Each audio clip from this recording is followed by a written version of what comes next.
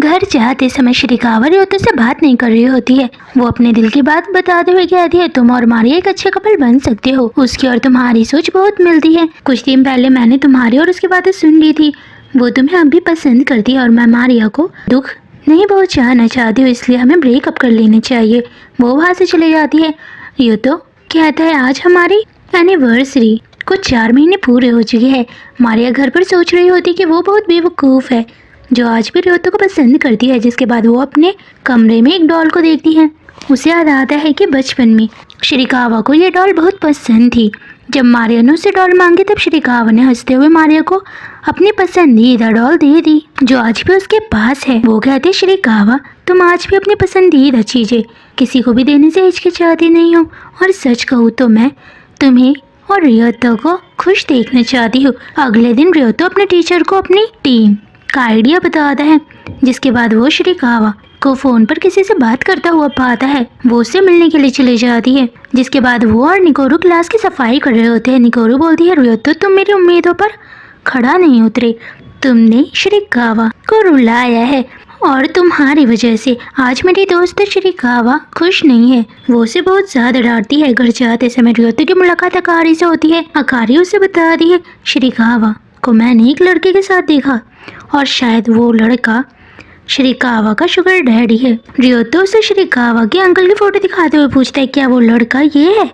वो बोलती है, नहीं, और मैं जानती हूँ श्रीकावा और तुम्हारे बीच कुछ गलत फहमी है, इसलिए तुम एक दूसरे से बात नहीं कर रहे हो। रियोतो को श्रीकावा के ऊपर पूरा भरोसा है कि वो उसे कभी धोखा नहीं देगी। जिसके बाद वो फोन पर शोगो से बात करता है। अगले दिन वो स्कूल में मिलते हैं। लड़कियों के बीच में शोगो बहुत मशहूर है। रियोतो ने उसे श्रीकावा के शुगर डैडी वाली बात बताई है और इस समय शोगो इसलिए स्कूल में आया है ताकि वो श्रीकावा के शुगर डैडी की पहचान कर सके। तभी अकारी उसे देखकर हैरान हो जाती है क्योंकि वो लड़का श्रीकावा का शुगर डैडी है। वो ये बात रियोतो को बताती है कि मैंने उस लड़के के साथ श्रीकावा को देखा है। रियोतो ये बात सुनकर टेंशन में आ जाता है कि उसका दोस्त शोगो उसके गर्लफ्रेंड का एक्स बॉयफ्रेंड है। इसके बाद वो उसे गुस्से में देख रहा होता है। वो बोलता है, तुमने मेरे साथ अच्छा नहीं किया। वो बोलता है, रियोतो श्रीकावा मेरी गर्लफ्रेंड नहीं है बल्कि श्रीकावा की दोस्त निकोरू मेरी एक्स गर्लफ्रेंड है। ये बात सुनकर रियोतो हैरान हो जाता है। वो बोलता है, उस दिन रास्ते में श्रीकावा मुझसे मिली थी और उसी ने मुझे निकोरू का नंबर दिया है और उसी से स्कूल में फ़ोन पर मेरी बात हुई थी और अब वो चाहती है निकोरू के साथ मेरी गलतफहमी दूर हो। उसी समय स्कूल में निकोरू और श्रीकावा प्लेग्राउंड में बैठकर बात कर रहे होते हैं। तभी कुछ लड़के श्रीकावा और निकोरू को परेशान करने लगते हैं। ये बातें चीज़ें और निशी रियोतो को बताते हैं। रियोतो और शोगो प्लेग्राउंड में चले जाते हैं। वो दोनों वहाँ से जाना चाहती है लेकिन लड़के उन्हें जाने से रोकते हैं। तभी रियोतो वहाँ आता है और श्रीकावा को अपने साथ ले जाता है। एक लड़का निकोरू को परेशान कर रहा होता है। तभी शोगो उस लड़के के कंधे पर हाथ रखता है। लड़का डर जाता है। वो बोलता है, ये लड़की मेरी गर्लफ्रेंड है। निकोरू की आंखों में आंसू जाते हैं। वो उसे वहाँ से ले जाता है और उसे गले लगाता है ताकि वो रोना बंद करे।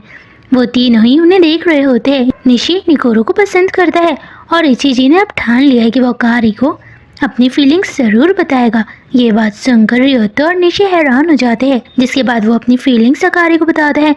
अकारी उसे बहुत ज़्यादा डांटती है क्योंकि वो और इचिजी कुछ समय से एक दूसरे को जान रहे हैं। वो अभी एक दूसरे का अच्छे दोस्त भी नहीं बने हैं। अकारी उसे नज़रअंदाज करते हुए वहाँ से चले जाती है। श्रीकावा से माफ़ी मांगती है। बाद में वो तीनों एक साथ बैठकर बात करते हैं। निशी कहता है, मैं शोगो से हार चुका हूँ जबकि इचिजी दुखी है, लेकिन वो दोनों रियोतो के लिए खुश है क्योंकि रियोतो ने पहली बार किसी लड़की को पसंद किया और उस लड़की ने भी रियोतो को पसंद किया है। और अब रियोतो ने ठान लिया है कि वो अपनी गलतफहमी श्रीकावा से ज़रूर दूर करेगा। वो स्कूल में श्रीकावा को ढूंढ रहा होता है। कुछ समय के बाद श्रीकावा उसे एक क्लासरूम के अंदर दिखाई देती है। वो एक दूसरे से बात करते हैं। श्रीकावा से बताती है, रास्ते में उसे निकोरू का एक्स बॉयफ्रेंड मिला था और उसने सोचा निकोरू और एक्स बॉयफ्रेंड के बीच की गलत फहमियों से दूर करानी होगी। जिसके बाद वो उससे पूछती है, तुम्हें क्या लगा, क्या मेरा शुगर डैडी महंगा पर्स मुझे देगा?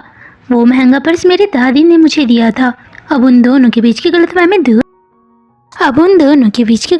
दूर हो चुकी है।